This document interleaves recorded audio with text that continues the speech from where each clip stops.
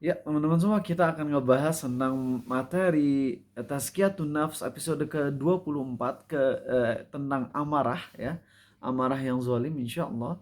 Bismillahirrahmanirrahim wassalatu wassalam ala Rasulillah. Innal hamdalillahi nahmaduhu wa nasta'inuhu wa nastaghfiruh. Sungguh segala puja dan puji hanya milik Allah. Kita puji Dia, kita mohon pertolongan dan ampunannya. Wa na'udzu billahi min syururi anfusina wa min sayyiati a'malina. Kita berlindung kepada Allah dari keburukan diri kita dan keburukan amal perbuatan kita. May yahdihillahu fala mudhillalah. Barang siapa yang Allah beri hidayah, tak akan ada seorang pun yang bisa menyesatkan. Wa may yudlil fala hadiyalah. Dan barang siapa yang Allah sesatkan, tak akan ada seorang pun yang bisa memberi petunjuk. Asyhadu an la ilaha illallah. Aku bersaksi tiada Tuhan yang berhak disembah dengan benar kecuali Allah. Wa asyhadu anna Muhammadan abduhu wa rasuluh. Dan aku pun bersaksi bahwasanya Muhammad adalah hamba dan rasulnya. Amma ba'd. Allahumma salli wa sallim ala Muhammad wa ala ali Muhammad. Teman-teman, hal yang paling membosankan itu adalah hal yang kita lakukan secara rutin. Itu jenuh. Kajian yang rutin itu membosankan dan itu udah sering AA sampaikan. Tapi kita nggak mau ngebahas tentang masalah kajian rutin dulu deh untuk sekarang. Lebih pingin nge-mention, nge-spill sedikit tentang para ayah. Para ayah tugasnya itu nyari nafkah. Dan nafkah itu kudu kerja. Dan kerja itu kalau dilakukan secara rutin gitu-gitu terus, yang terjadi apa? Bosan. Dan karena bosan, jenuh, akhirnya mental itu akan terganggu kita. Karena kejenuhan, kalau dulu tahu nggak, treadmill itu awalnya adalah diciptakan untuk apa? Untuk ngehukum orang-orang yang di penjara. Jadi treadmill itu dibuat untuk ngegiling ya dulunya. Dan ketika ngegiling, jadi orang-orang yang di penjara disuruh jalan terus kayak semacam treadmill itu sambil ngegiling gandum kalau nggak salah. Dan itu sehari harus 5 jam treadmillan. Yang menyiksa mereka tuh bukan fisiknya, tapi ternyata mentalnya itu bikin stres. 5 jam monoton kayak gitu tiap hari itu bikin stres. Tapi beri kabar gembira buat kalian yang bisa nahan diri. Walaupun kalian ngerasa bosan, jenuh, tapi kalian tetap ngelakuin hal yang udah jadi kewajiban kalian, itu pahalanya gede banget. Bahkan inilah salah satu yang bikin kenapa manusia itu bisa mendapatkan hal yang lebih dari malaikat. Walaupun malaikat udah jelas mulianya, tapi malaikat itu Allah berfirman yusabbihuna lahu bil-laili wan nahar yusabbihul laila wan nahari la yas'amun yusabbihuna al-laila wan nahara la yas'umun. Para malaikat itu bertasbih kepada Allah siang malam dan mereka nggak punya feeling jenuh. Sedangkan manusia punya feeling jenuh. Tapi ketika dia ngerasa jenuh tapi dia tetap paksakan, itu pahalanya gede. Untuk beribadah, dia jenuh tapi dia paksain, itu pahalanya gede. Begitupun untuk nyari nafkah. Dan ingat, nyari nafkah itu wajib. Buat laki-laki yang emang gak punya uang untuk menafkahi keluarganya sampai mati, maka harus nyari nafkah. Adapun kalau misalnya Fadil dapat warisan, misalnya ayahnya baru ketahuan CEO perusahaan terkenal ya, terus si Fadil dapat duit apa, bukan warisan, ayah masih hidup, cuman ayahnya tiba-tiba ngasih 100 miliar. Secara perhitungan 100 miliar tuh cukup buat sampai aku mati. Ya udah nggak usah kerja kalau kayak gitu. Ya cukup kok sampai mati juga 100 miliar mah, bahkan untuk beberapa keturunan ke bawah cukup gitu ya. Apalagi kalau diinvestasikan, walaupun cuma ngambil 7% per tahun ya, dengan investasi yang halal itu 100 miliar ngasilin 7%, berarti setahun dapat 7 miliar tambahan gitu. Ya udah nggak usah kerja, ngapain kerja kalau gitu. Tapi kan nggak semua orang di kondisi itu. Bahkan mayoritas orang itu nggak kayak gitu teman-teman, di Indonesia apalagi. Orang miskinnya kalau nggak salah, yang salah satu yang terbanyak di dunia tuh Indonesia. Maka nyari kerja jenuh, tapi tetap bisa berusaha nahan diri dari burn out lah istilahnya. Jadi pokoknya aduh mental tuh udah jenuh, capek, tapi aku terus harus ngelakuin ini karena aku ingat ini adalah nafkah yang wajib atas diriku untuk melakukannya. Maka itu dapat pahala jihad, teman-teman. Jihad.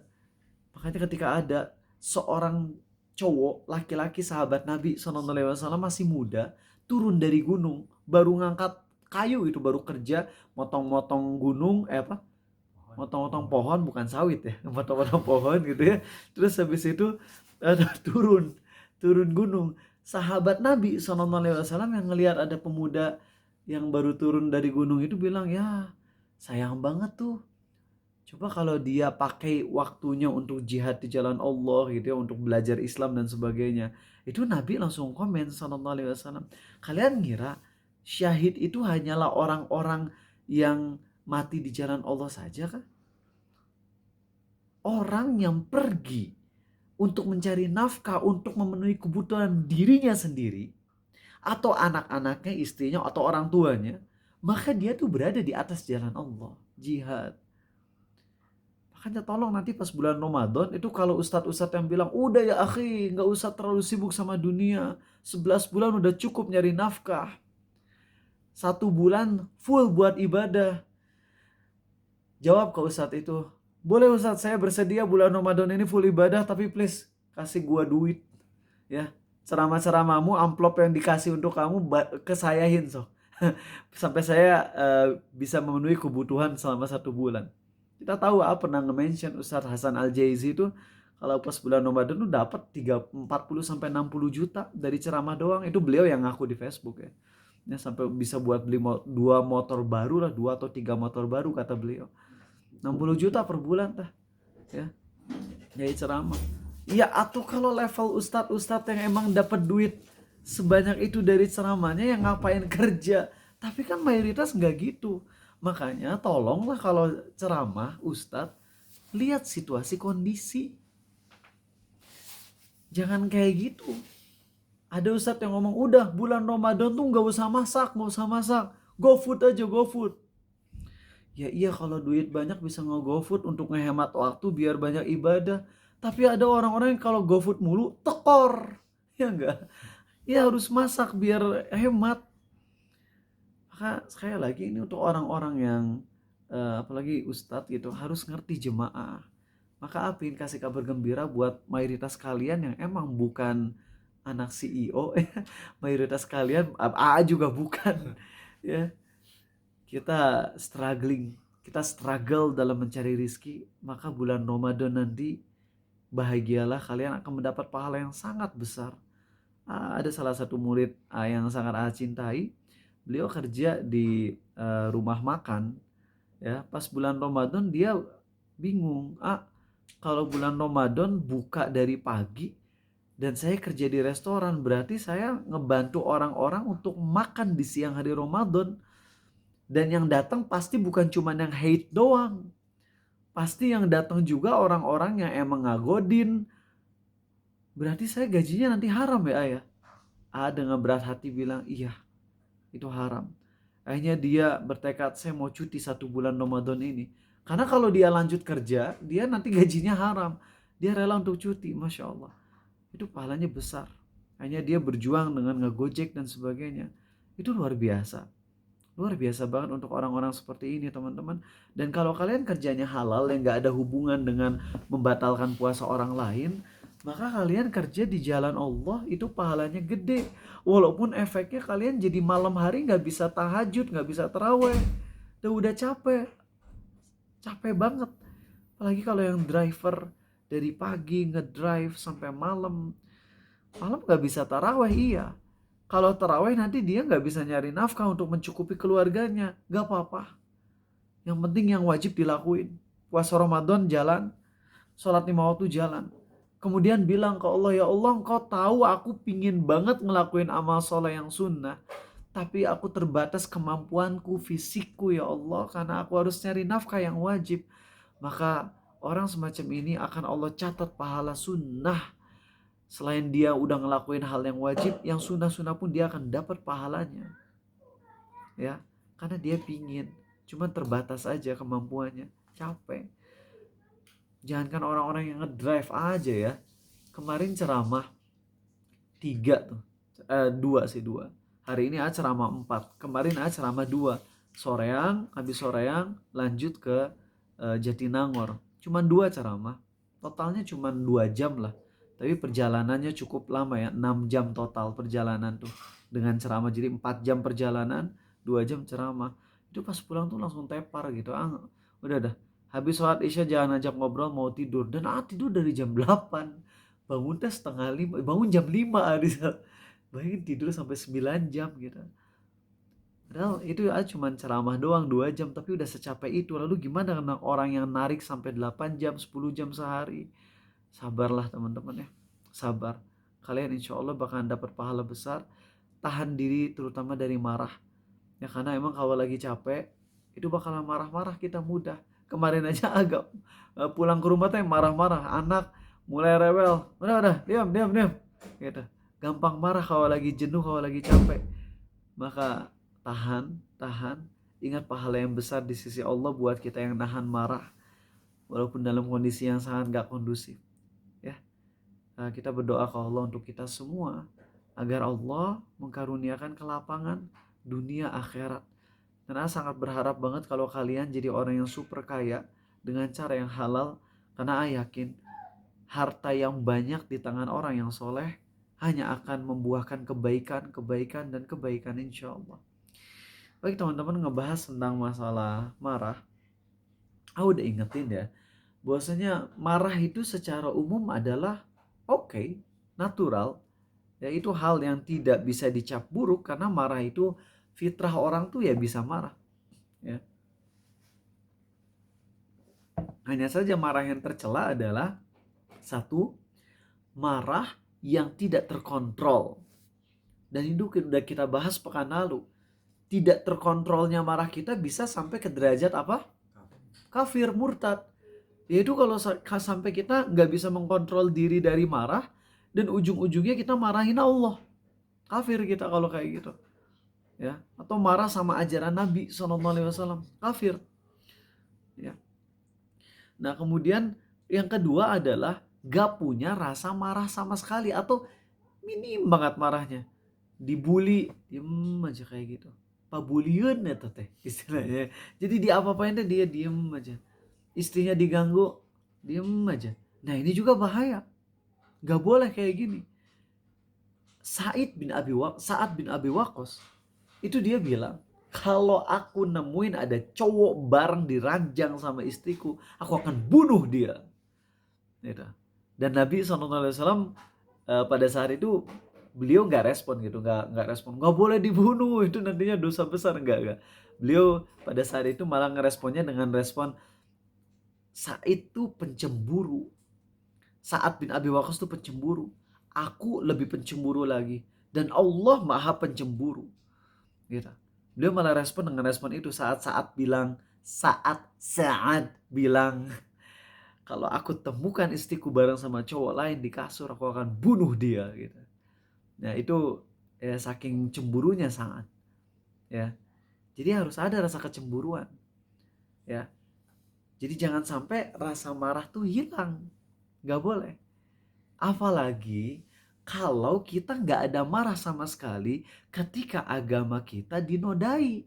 Maka ini juga kekafiran jadinya. Ya. Pas agama kita dicela-cela, kita gak ada marah sama sekali. Oh monggo. Udah kafir kita kalau kayak gitu. Jadi harus marah. Cuman marahnya juga nanti kita atur.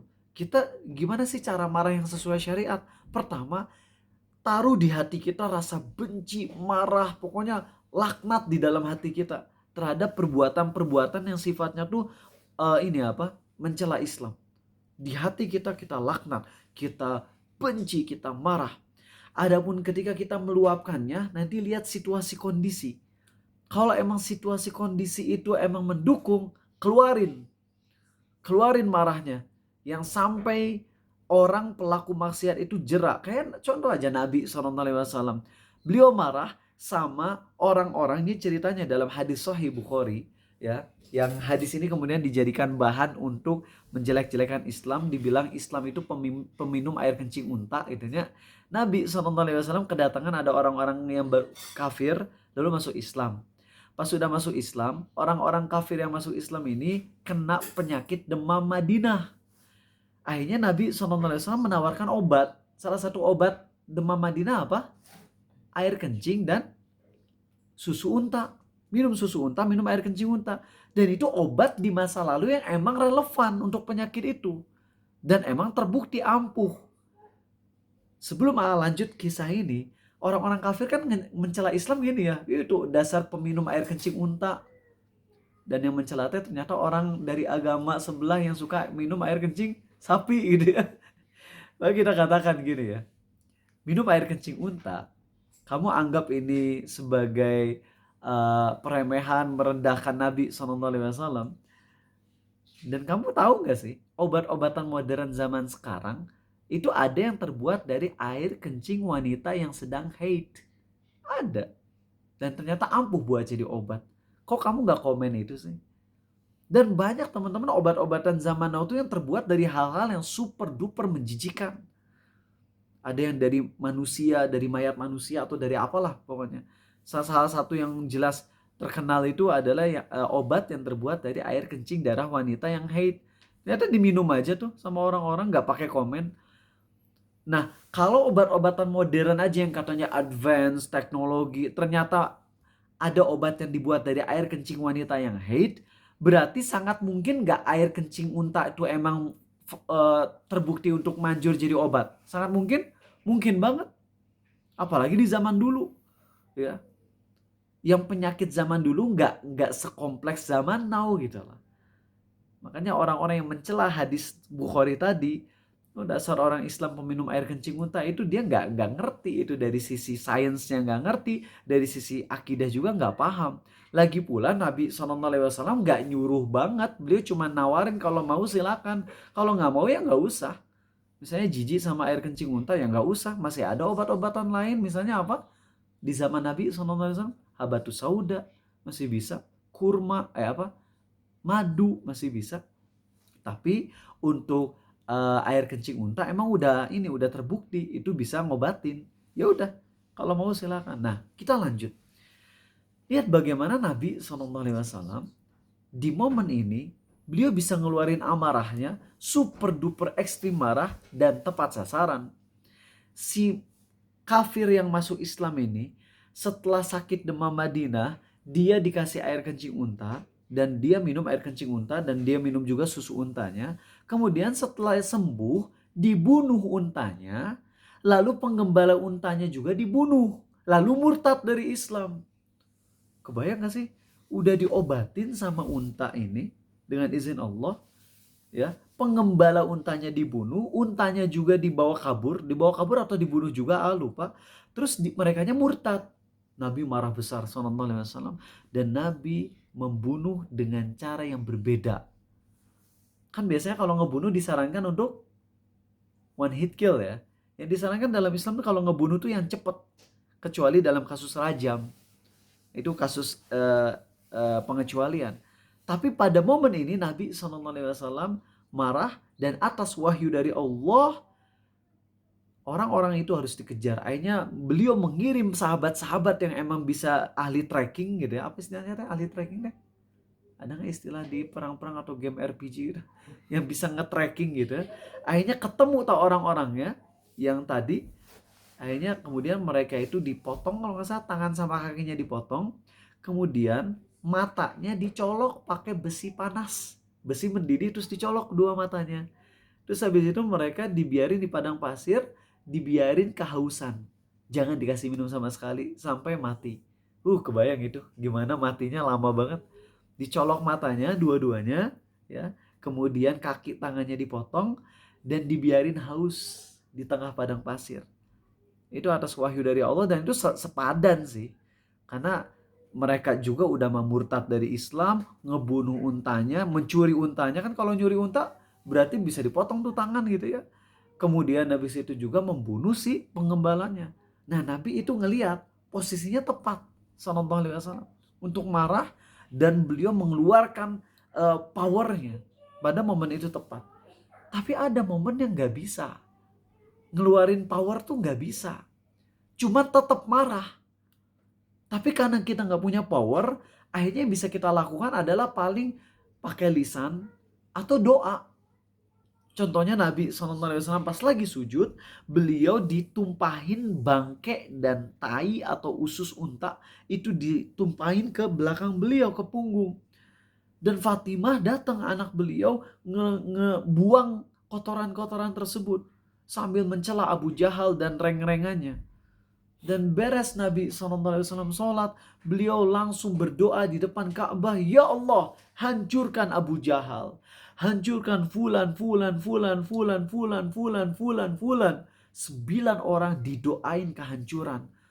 Dan akhirnya Abu Jahal dan teman-temannya langsung pada gemeteran pas Nabi doa kayak gitu sallallahu alaihi wasallam. Nah, jadi harus ada nih rasa marah ketika terutama syariat kita dinodai atau yang menjadi hak kita malah dinodai. Salah satunya teman-teman, tapi ini emang kompleks ya, agak kompleks. Misalnya ada orang kerja gak digaji-gaji sama bos, itu harusnya apalagi kalau kepala keluarga tuntut itu, marah. Karena masalahnya bukan lagi masalah pribadi itu. Kalau bos gak ngegaji-gaji, saya udah capek kerja, anak istri saya juga gak dapat. Itu zolim banget kalau kayak gitu.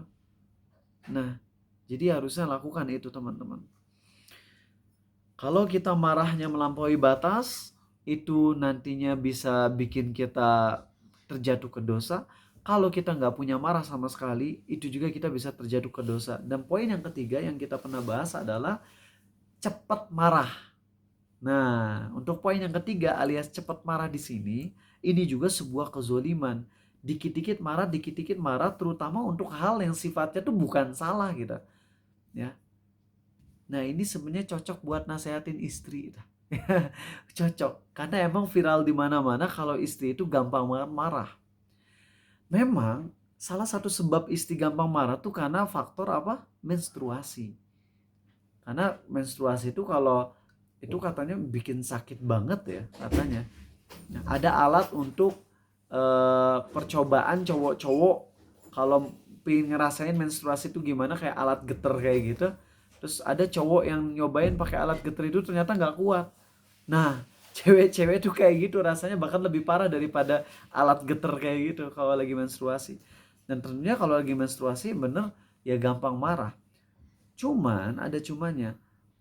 Ini juga harus dilatih agar nggak terus-menerus, karena cepatnya marah itu efek negatifnya apa coba teman-teman? Efek negatifnya akan susah nerima nasihat pertama. Dan kedua, karena susah nerima nasihat, akhirnya orang-orang yang mau nasehatin jadi malas nasehatin. Dan itu adalah sebuah keburukan tersendiri.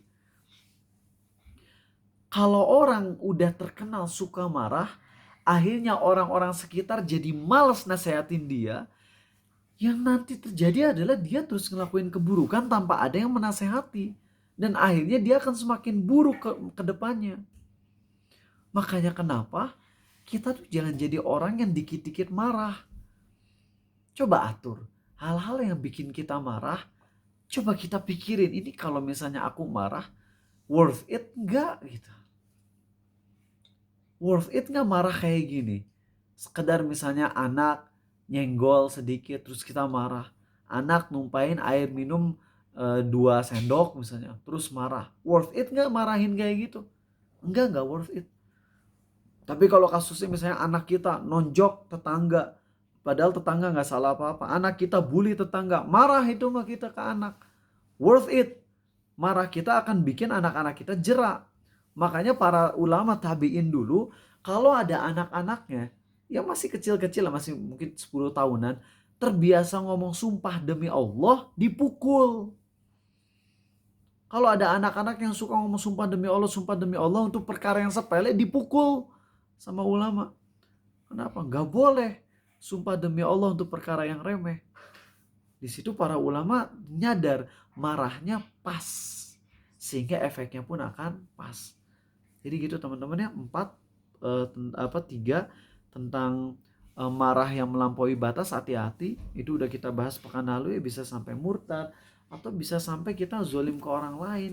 Gara-gara marah akhirnya kita mencela orang lain. Gara-gara marah kita jadi nonjok orang lain. Gara-gara marah kita jadi berani sampai mencacati orang lain. Kan semuanya gara-gara marah. Mana ada orang sampai mencacati orang lain bukan karena lagi marah, kecuali kalau emang lagi kecelakaan, ya itu lain cerita. Cuman secara umum kalau mencacati orang lain pasti kondisinya lagi marah. Ya nggak ada istilahnya Ali ya akhi apa kabar, colok ke mata gitu aja. Nah naon itu nggak ada. Pasti itu terjadi karena lagi marah. Maka ini harus hati-hati.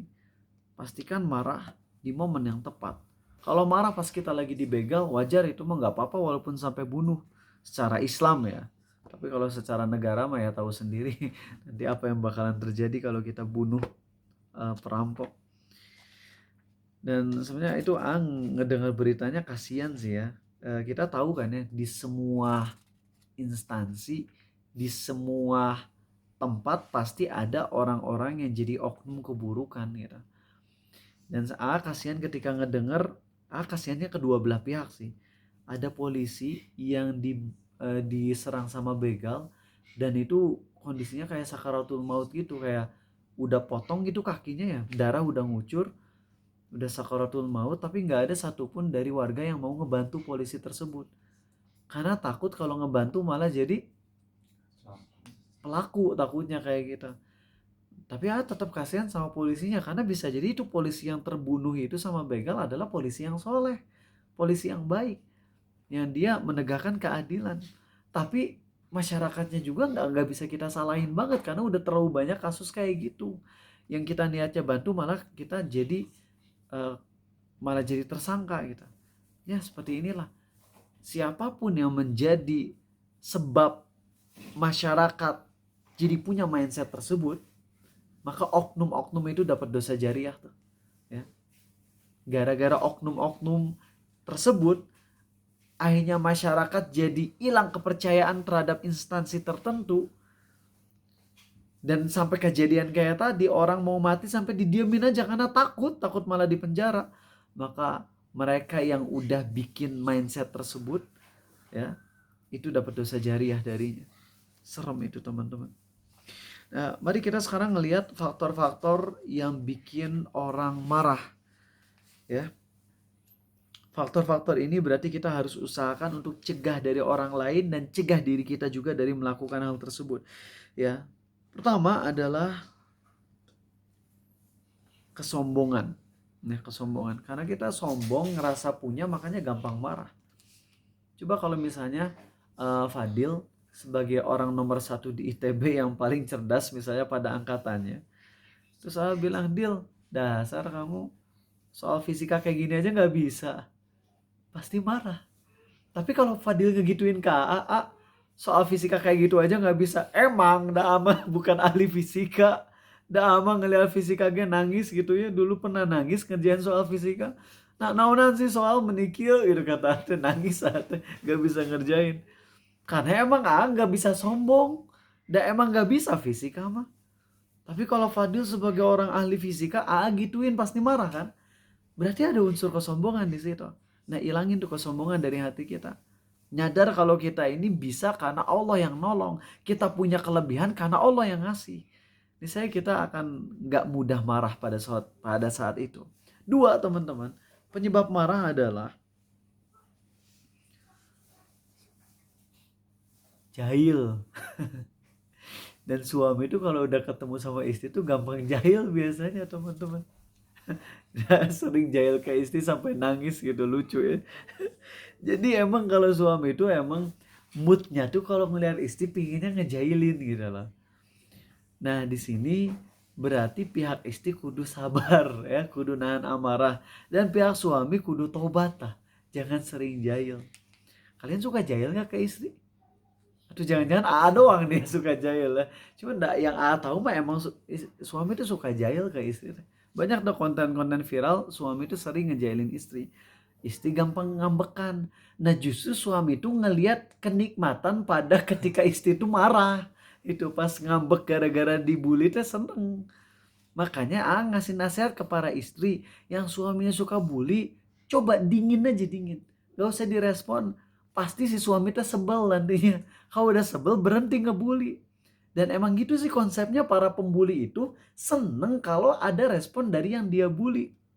Tapi kalau didiemin, udah dia bakalan berhenti sendiri. Terutama orang yang NPD, tahu NPD? Apa narsistis apa? Narsistik. P-nya apa? Peduli. Personality disorder lah. Itu orang-orang NPD tuh kalau lagi debat sama kita, dia tuh nggak pernah mau ngalah, ya. Pokoknya dia selalu pingin yang paling atas. Jadi itu serem orang-orang kayak gini. Ternyata cara yang paling baik untuk nanggepin mereka adalah pas mereka udah ngelonjak kayak gitu, kita langsung aja, oh sorry ya, sorry gitu. Kita ngomong sorry tapi sorry yang basa-basi aja gitu. Oh sorry, oh ya gue salah. Udah aja terus kita kabur. Itu bikin dia kesel. Tapi dia nggak bisa ngapa-ngapain. Karena ya kitanya juga udah nggak peduliin gitu. Makanya kalau kalian ngelihat di komentar-komentar yang gak jelas, komentar-komentar yang isinya marah-marah terus, itu yang paling enak buat mereka tuh jangan diblok. Tapi tahu diapain? Di restricted. Jadi mereka komen, mereka mah bisa ngelihat komen mereka, tapi di publik tuh gak muncul gitu. Jadi mereka bakalan capek sendiri kalau kayak gitu. Ya. Jadi itu ya, senda gurau yang berlebihan itu bisa bikin marah. Jangan. Ingat loh, salah satu asbabun nuzul surat Ali Imran ayat 103 itu adalah sahabat Nabi SAW, Aus, Khosroj, Ansor, Muhajirin, ya. Aus, Khosroj kan itu Ansor dan ada juga Muhajirin. Itu suatu saat, lupa yang mana yang ngemanain, kalau nggak salah Ansor nih. Ada Ansor ketemu sama sahabat Muhajirin, ditepak pantatnya, letak kayak gitu. Langsung Muhajirin marah. Gara-gara dipukul pantatnya marah. Akhirnya Muhajirin bawa kelompoknya, yaitu Muhajirin yang lain. Ansor juga bawa kelompoknya. Mau perang itu udah bawa sendal, udah bawa apa kayak wajan kayak gitu. Itu sahabat Nabi loh sallallahu alaihi wasallam. Gara-gara nepok pantat, yang satu bawa kelompoknya, udah bawa sendal, bawa ya pokoknya peralatan rumah aja, panci dan sebagainya, itu udah mau perang. Dan Nabi SAW itu sampai jadi penengah di situ. Itu kalau Nabi telat SAW, Muhajirin Ansor udah saling perang gara-gara apa? Pantat doang. Gara-gara nepok pantat. Maka teman-teman hati-hati nih. Buat kita yang suka jahil, kita menyulut emosi dari orang lain. Jadi jangan suka jahil. Dosa, ya. Kecuali jahil-jahil yang sifatnya itu sangat ringan dan orang yang kita jahilin seneng. Contohnya Nabi SAW. Itu kan ini Nabi yang ngelakuin atau sahabat? Lupa ya. SAW. Tolong ralat ya kalau salah. Kalau nggak salah ini sahabat. Ada sahabat yang emang suka jahil. Dan sahabat ini tuh disukai sama bapak-bapak, emak-emak tuh disukain ini. Sahabat ini. Wajahnya maaf sekali ya, wajahnya tuh buruk rupa. Ya. Cuman emak-emak dan bapak-bapak di zaman Nabi SAW alias para sahabat tuh seneng karena emang suka humor. Itu Nabi tuh pernah lagi duduk tiba-tiba ditutup matanya, digituin sama sahabat ini. Tapi Nabi seneng gitu, SAW. Ya, jadi kalau candaan-candaan yang sifatnya kita tahu nih orang dicandain gini seneng ya, kayak ke Genta sering ngebully ya gini, cuman kita ketawa-ketawa aja gitu. Bukan bully yang sifatnya buruk, tapi ya emang waktu Genta tinggal di sini tuh seneng aja gitu ke Genta, suka ngomong-ngomong yang bikin Genta jadi ketawa gitu. Walaupun kalau orang lain ngelihat itu pembulian, tapi Genta nggak marah kan asli. Oh iya. Jangan-jangan nyembunyiin rasa marahnya demi memuliakan guru. Enggak lah, ngelihat tahu dong. Dan Genta seneng gitu pas lagi bully-bully secara verbal gitu. Ya, misalnya Genta teh kalau tidur tuh nggak pernah pakai selimut walaupun lagi dingin banget gitu. Penguin kata Rizata gitu. Genta sih gak penguin gitu ya. Meni gak pernah kedinginan apa gitu. Ya kayak gitu-gitu yang masih wajar dan orangnya juga seneng gitu. Kayak Nabi SAW bilang ke Ali bin Abi Thalib, Abu Turab. Abu Turab tuh kalau terjemahan simpelnya mah, orang yang kotor gitu, sering kena debu. Kan asbabul wurud kenapa Nabi SAW manggil Ali sebagai Abu Turab tuh gini. Ali tengkar sama Fatimah, sama istrinya, anak Nabi ya, anak Nabi SAW yaitu Fatimah kan istrinya Ali. Nah, Ali teh tengkar. Kalau Ali lagi tengkar larinya kemana? Ke masjid. Dan pas lagi ke masjid suka tidur kan, dan masjid Nabi SAW kan tanah debu. Akhirnya suka kotor tuh, kena kotor. Akhirnya Nabi suka datang SAW ke Ali, terus pakai kaki beliau dibangunin. Hei, hei, bangun Abu Turab, Abu Turab. Hei, orang yang berdebu, orang yang berdebu. Dan Ali itu adalah panggilan yang paling disukai oleh Ali bin Abi Thalib. Panggilan yang paling dicintai oleh Ali bin Abi Thalib adalah kalau beliau disebut sebagai orang yang berdebu, orang yang kotor gitu.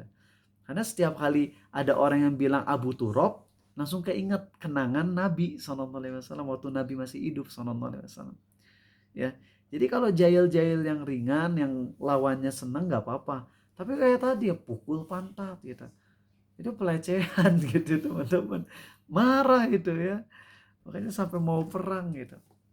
Ya Allah. Apalagi yang bikin marah? Perdebatan. Nah, perdebatan bisa bikin marah. Makanya usahakan jangan debat. Terutama nih, ngasih saran aja untuk kalian-kalian yang udah ngaji salafi bagus. Tapi harus ngasih tahu ya, para salafi itu, ya kita juga salafi insya Allah. Tapi kebanyakan salafi yang baru belajar fikih, mereka tuh nggak diajarin adab khilaf ulama. Makanya ketika ada khilaf, langsung diserang. Contoh aja, ya, kripto halal, kata Ustadz Devin. Dan beliau tuh expert di bidang muamalah syariah. Beliau tuh udah levelnya level bukan nasional lagi loh. Ustadz Devin tuh internasional levelnya. Keilmuan tentang muamalah syariahnya tuh udah internasional. Lalu kemudian ada Ustadz yang berpendapat kripto tuh haram. Gitu. Ustadz Devin bilang secara umum kripto halal kecuali di koin-koin yang emang underlying-nya itu haram. Gitu. Lihat bagaimana komentar dari Salafi ketika Ustadz Devin dan Ustadz Erwandi debat di Blok M Square. Debatnya mah kelihatan sih beradab gitu. Ustadz Devin beliau nyampein dengan adab. Ustadz Erwandi walaupun ada sisi nyinyirnya tapi masih kelihatan elegan lah. Cuman lihat bagaimana kolom komentar. Dirujak bebek itu Ustadz Devin abis-abisan. Dibilangin cindo-cindo kayak gitu ya. Ini bener muslim. Kok wajahnya wajah Cina? Lah emang kenapa orang Cina muslim? Ada yang salah apa? Ustadz Devin tapi kok ngaku salafi gak berjenggot? Ustadz Devin berjenggot tapi tipis. Kalau kalian ngobrol dekat ada jenggotnya. Ya. Cuman kalau dari video gak kelihatan, kayak clean face aja wajahnya. Tapi lihat bagaimana salafi-salafi yang gak belajar adab ketika ngelihat perbedaan fikih itu langsung nyerangnya teh parah loh. Ada yang sampai komen kayak gini, masa jadi salafi kunut subuh ngikut-ngikutin ahli bid'ah cenah. Astagfirullah. Kunut subuh teh hadisnya sahih. Disahihkan oleh Imam Nawawi. Dan itu pendapat yang kuat kunut subuh teh. Masalah enteng ngikutin pendapat sebagian ulama yang mendoifkan kunut subuh, kan ada hadisnya. Nabi SAW kunut subuh sampai beliau wafat dari semenjak diturunkannya wahyu. Dan itu hadisnya sahih. Jadi orang yang kunut subuh tiap hari, teteh ngamalin hadis sahih. Nah, sebagian salafi yang gak ngikutin hadis itu sahih, bilangnya hadisnya doif, kok bisa-bisanya langsung memvonis dengan ngapain kunut subuh kayak ahli bid'ah. Itu kan udah gak bener itu kayak gitu. Dan kalau kita ngelihat ada orang-orang yang tipe-tipe sering debat di kolom komentar kayak gitu, segera blok. Masalah kajian berbayar, udah jelas mah ulama khilaf, mayoritas ulama berpendapat kajian berbayar hukumnya apa? Halal. Sebagian kecil ulama bilang haram. Tapi anehnya teh, orang yang memilih pendapat kajian berbayar sebagai haram, kok bisa-bisanya ketika ada kajian berbayar nyerangnya teh sampai di luar batas gitu. Nyerangnya teh sampai ke personal juga. Nah, kalau kita ngelihat kayak gini-gini, kita jauhi, kita langsung blok aja. Gak usah ikut campur. Ya, karena tipe-tipe yang kayak gini hanya akan menambah emosi kita. Dan kalau emosi kita nambah, kita akan capek. Kalian coba lihat di postingan Arizal tuh hampir gak ada yang negatif komen. Hampir gak ada. Kenapa? Karena diblokin sama Rizal. Atau di restricted. Ya. Apalagi emak-emak yang nggak ngerti lagi ngeposting apa, si mama tiba-tiba marah-marah untuk perkara yang lain, kan gak nyambung mama kayak gitu tuh. Nah, ama restricted emak-emak kayak gitu, kalau di blok kasihan bisa mau belajar tetap dari postingan Arizal. Jadi restricted. Ngebacanya teh ngakak ini teh. Lagi ngebahas apa? Dia komennya apa gitu. Teh pernah contoh kan ini yang bikin sampai nggak kuat ketawa-ketawa. Jadi teh pernah datang ke orang tua murid waktu ada kasus teh divonis sesat gara-gara ngeharamin musik. Ya kan atau diusir dari SMA tersebut, gak boleh lagi ceramah. Walaupun 10 tahun kemudian diundang lagi ke SMA tersebut buat ngisi tablik akbar gitu ya. Padahal dulu udah divonis sesat. Nah, Ate ngedatengin salah satu orang tua yang berpendapat sesat. Ate dateng ke orang tuanya gitu. Terus habis itu jelasin dengan baik-baik. Terus si mak ini tuh nggak pakai kerudung, pakai legging gitu ya. Mak udah tua usia 60 tahunan gitu. Tapi pakai legging, pakai baju ketat kayak gitu. Terus si mak mainnya tuh bilang, "Nak Rizal tahu nggak? Ibu juga dulu anak pesantren." Wow, oke. Terus apa? Habis itu lanjut. Nak Rizal bilang kurang lebih gini, musik tuh haram ya? Nih Nak Rizal, ibu mau ngasih tahu. Yang haram itu adalah kalau kita ngelakuin sesuatu berlebihan. Musik mah nggak haram asal nggak berlebihan. Yang haram mah itu imam-imam Masjidil Haram yang sering ceramah kemana-mana, tapi mereka nggak kerja, nggak ngenafkahin istri. Nah itu yang haram. Lah kok jadi nyambung ke sana? Kita lagi bahas tentang musik, kok jadi ngebahas Imam Masjidil Haram gitu. Bener tambah Atif pingin ketawa dah. Cuma deh gimana deh? Gak nyambung ini tuh beneran. Ya cuman mau ngebahas lagi. Kalau sama orang yang gak nyambung gini mau dilanjutin debat juga nantinya gak akan nyambung. Udah 404 atuh. Not found ya teman-teman. Udah not found aja itu gak bisa ketemu. Ya udah kalau kayak gini senyumin aja. Kalau kalian ngelihat orang-orang Indonesia tuh masih banyak yang kayak gitu. Terus apa yang kalian harapin di medsos? Apa yang bisa kalian harapin dari orang-orang yang tipe kayak gini komentar di medsos? Banyak yang di medsos tuh komentarnya gitu, apalagi manusia-manusia Facebook. Wah, coba deh kalian ngelihat komentarnya aneh-aneh gitu. Ya. Jadi saran Ariza kalau udah ada perdebatan mending stop aja udah. Stop. Tuh seneng banget loh sama ustaz-ustaz salafi semisal Ustadz Nur Fajri Ramadan. Kalian tahu gak sih Ustadz Nur Fajri Ramadan itu levelnya tuh udah bukan level manusia biasa. Beliau tuh kecerdasannya tuh udah wah. Sampai Ustadz Devin, yang kita tahu Ustadz Devin tuh super cerdas. Ustadz Devin bilang, kalau Ustadz Nur Fajri Ramadan udah ngasih ilmu, saya angkat tangan. Itu udah beda level. Tapi coba lihat, Ustadz Nur Fajri Ramadan, pernah gak kalian ngeliat beliau debat di medsos? Enggak. Tapi keilmuannya, amazing teman-teman. Beliau fasih 7 bahasa. Beliau udah ngehatamin kitab ini. Dan beliau tuh lemah lembutnya luar biasa banget. Sama beliau, usia Ariza sama dengan beliau. Tapi keilmuan Ariza tuh jauh banget di bawah. Tapi pas Ariza lagi di Depok ngisi di UI, terus Ariza tuh nginep di asrama Bisa ya, di asrama yang dibina sama Ustadz Nur Fajri Ramadan. Pas di sana, nginep gitu.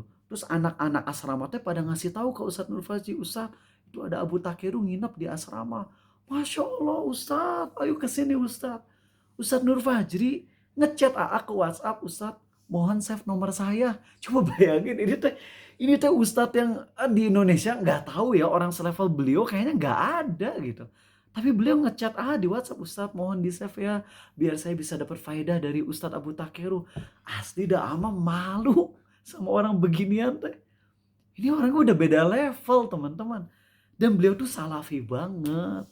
Beliau kalau mau ngedebat kaum-kaum sesat tuh udah cetek, karena keilmuannya tuh serem lah, serem dalam artian positif. Tapi beliau nggak kelihatan debat. Karena beliau fokus ngajar. Ada orang yang mencibir, oh itu Ustadz Nur Fajri mah nggak kokoh dalam kesalafiannya. Diemin aja udah kayak angin lewat aja. Nah kita tuh harus jadi selevel itu gitu teman-teman. Jadi salafi itu salafi yang fokus belajar. Kalau ada orang-orang yang debat, bikin kita marah, coba kita tahan. Nah Ate belum bisa ke level itu. Ama masih sering kepincut. Ama lebih sering ke trigger Ate. Terutama tapi ke triggernya tuh lebih ke ingin membela ustadz-ustadz yang terzolimi sih sebenarnya. Jadi Ate pengen semacam jadi tameng lah. Kalau Ustadz Nur Fajri Ramadan dihina abis-abisan, nah marah gitu. Dan emang ada orang-orang yang harus ada di sana gitu. Gak bisa semua orang jadi kayak Ustadz Nur Fajri. Harus ada orang-orang yang jadi tipe tameng. Harus ada orang-orang yang jadi tipe pengcounter, pendebat. Ya semua orang punya jalan masing-masing, tapi buat kita yang emang ilmu aja masih terbatas, punya saran, jauhi perdebatan, karena itu hanya akan menambah kotor hati kita gampang marah. Kalau ada orang-orang yang kayak gitu, kita bilang aja barakallahu fikum, udah nyantai aja, enak tuh. Kalau udah kayak gitu tuh enak, ya. Baik, itu aja teman-teman. Nanti insya Allah beres Ramadan, kita akan ngebahas tentang obat-obat dari marah. Ya, obat-obat dari marah apa aja? Obat-obat yang bisa ngebuat kita jadi hilang dari sifat pemarah insya Allah. Ya, adapun bulan Ramadan akan semaksimal mungkin nyampain tafsir surat Yusuf, dan berharap kepada Allah semoga Allah karuniakan kekhusyuan untuk menyampaikannya. Walaupun memang juga sering sampaikan bahwa khusyuk itu naik turun. Jadi nggak ngejamin kalau bisa khusyuk menyampaikannya. Tapi bisa jamin kalau ilmu yang akan disampaikan insya Allah sangat bermanfaat teman-teman. Dan sangat bisa manfaat buat kalian. Bisa jadi nggak bisa kesentuh. Bisa jadi ketika nyampein hambar, tapi kalian yang ngedengernya bisa nangis. Bisa aja ya. Sampai jumpa di pekan depan insya Allah. Baik, yang mau nanya pertanyaan ada 7 menit. Ada yang mau nanya silakan. Oke.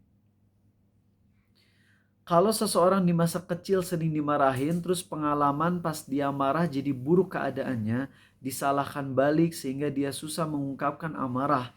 Apakah saat dewasa dia sering nahan marah tapi membenci di hati dan mendoakan keburukan, dia sudah memenuhi minimal marah yang diharuskan? Oke.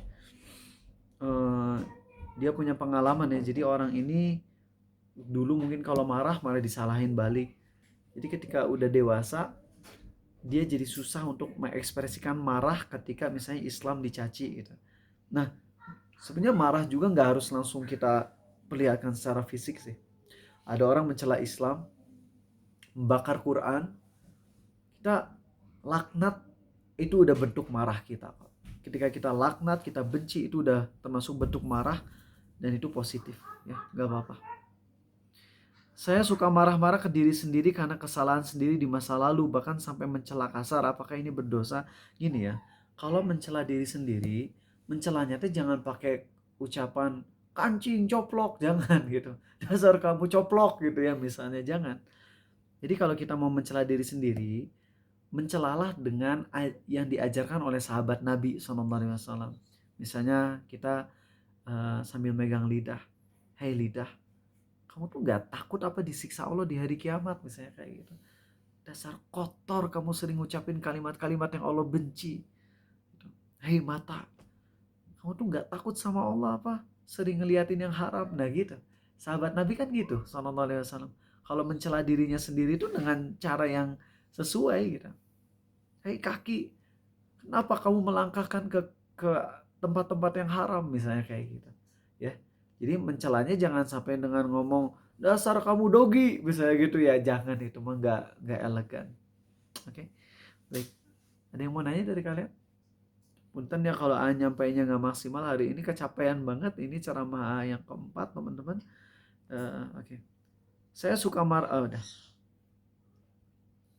Boleh nggak kalau kita marah sama anak dan istri dengan cara diam? Lalu dia lampiaskan marah di tempat terbuka seperti teriak di pinggir pantai atau tempat yang bisa kita jadikan rihla dan tadabbur alam. Gini, pertama marah ke istri dan anak dengan cara diam tuh boleh. Itu boleh. Ya, Nabi SAW juga pernah marah dengan cara mendiamkan Zainab sampai 3 bulan tuh kalau nggak salah. Beliau ngediamin istrinya 3 bulan. Gara-gara Zainab ngomong ke Sofiyah, dasar Yahudi yang pendek gitu. Kalau nggak salah gara-gara itu Zainab ngomong gitu dan Nabi marah besar sallallahu alaihi wasallam. Sampai 3 bulan didiemin. Jadi boleh marah dengan cara diem. Tapi kalau udah diem, salurkannya jangan dengan cara teriak. Ya, udah sampaikan. Cara yang lebih positif adalah dengan kalau secara lisan kita zikir dan baca Quran. Kalau secara fisik kita bisa dengan angkat barbel, nge-gym. Ya. Dan kalau teriak pun teriak gara-gara ngangkat barbelnya. Kan gitu juga keluar tuh teriakan. Tapi dengan cara yang lumrah. Kan kalau teriak sambil ngangkat barbel mah kita bisa paham. Tapi kalau teriak-teriak sendiri di alam itu mah nggak beres. Ya. Apalagi masuk ke ruang yang katanya kedap suara padahal itu teh cuman prank gitu ya. Teriak-teriak padahal nggak kedap suara itu teh. Nah, jangan kalau kayak gitu, jangan deh. Oke, ada lagi yang mau nanya? Apakah boleh berdoa kepada Allah agar seluruh manusia di muka bumi ini masuk Islam?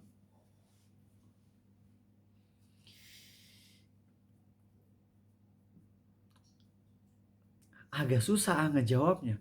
Kalau kita bilang agar semua manusia masuk surga, jelas haram. Karena itu udah doa yang sifatnya mustahil. Dan itu berarti kita ngedoain biar Dajjal masuk surga, biar Fir'aun masuk surga. Jelas haram untuk doa kayak gitu. Tapi kalau doa, ya Allah, masukkanlah semua orang di generasiku ke dalam Islam, itu gimana ya? Itu masih mungkin sebenarnya. Tapi ada hal yang A takuti. Kalau kita doa itu dan dikabulin oleh Allah, berarti kita tinggal di zaman Nabi Isa. Karena ketika Nabi Isa turun ke dunia, setelah beres beliau ngelawan Dajjal dan Ya'juj dan Ma'juj, maka seluruh dunia tuh hanya ada orang Islam. Orang Yahudi tuh akan masuk Islam, orang Kristen akan masuk Islam tanpa ada paksaan. Ya, Allah berfirman di surat An-Nisa, wa im min ahlil kitabi illa la yu'minan nabihi qabla mautih. Gak ada seorang pun dari Kristen dan Yahudi melainkan akan masuk Islam sebelum wafatnya Nabi Isa. Dan Nabi Isa gak akan menerima apapun kecuali Islam. Jadi nanti ketika Nabi Isa di dunia, semua orang emang akan Islam. Dan orang-orang akan masuk Islam bukan karena paksaan lagi. Karena emang mereka melihat hidayah dari Allah, kebenaran dari Allah. Nah, jadi kalau kita doa agar semua orang masuk Islam yang ada di generasiku, berarti kita tuh doa supaya cepet datang Dajjal. Makanya mending doanya gini, ya Allah berilah hidayah kepada orang tertentu, misalnya kepada orang di Amerika agar masuk Islam, misalnya kayak gitu. Ya, itu sih saran Arizal. Ya Allah berilah hidayah kepada hamba-hambamu ya Allah yang berjuang mencari hidayah gitu.